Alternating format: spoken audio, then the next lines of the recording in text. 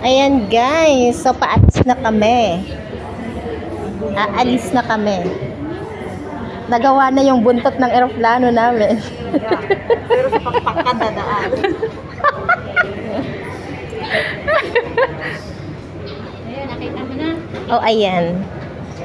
Ayan, ayan.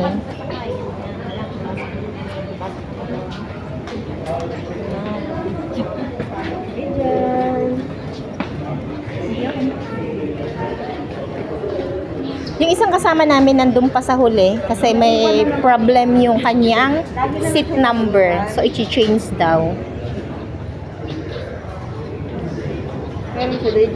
Uy, ang cute naman yan. Paano yan? Kaya nga. Hindi. Paano yan? Yan siya sa likod na rin sa harap. Kaya mag-video ako ng ganyan. Ako, bakit ako puro harap lang? Tamo, puro harap lang nabibidyohan ko yung sarili ko, hindi. Kahapon. Sorry.